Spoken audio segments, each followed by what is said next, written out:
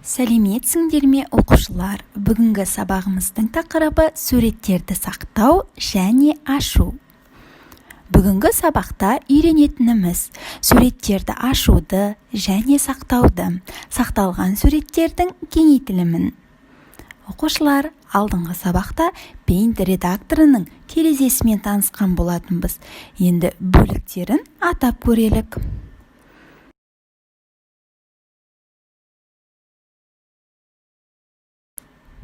Бірінші көрсетілген тұсты қалай атадық? Жарайсың.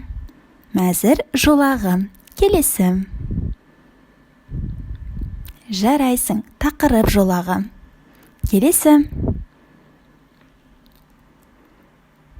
Жарайсың. Түстер палитрасы. Жарайсың. Сурет салу алаңы.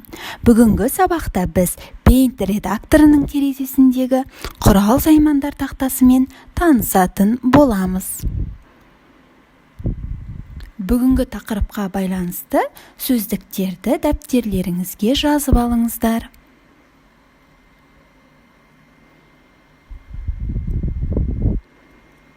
Paint бағдарламасын қосу үшін бас мәзір, яғни пуск батырмасын басамыз.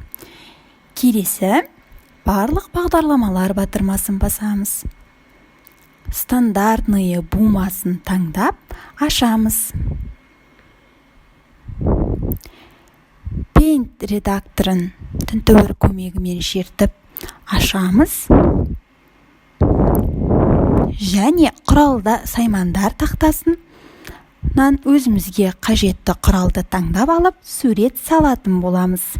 Құрал саймандар тақтасында суретті үлкейтіп көру үшін қолданылатын лупа, сөз жазу үшін арналған құрал, суретті толықтай қиып бояу үшін арналған құрал, карандаш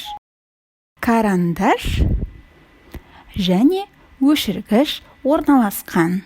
Суретті Paint редакторында сақтағанда файлдың кеңейтілімі PNG болады. Мәселен, PNG жазуы кеңейтілім, ал 3-ші сынып дегеніміз бізде сурет атауы болып табылады. Суретті сақтау үшін мына батырманы басып, сақтау батырмасын басамыз. Бізде сақталатын сурет орны, суретке атау берілетін жер және сақтау батырмасы бар терезе шығады. Дәл осылай суретімізді сақтап, ал егер сурет ашу керек болатын болса, тінтуір көмегімен 2 рет шертіп ашсақ болады.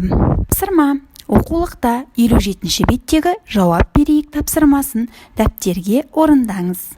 Оқушылар, бүгінгі сабағымыз аяқталды. Сау болыңыздар.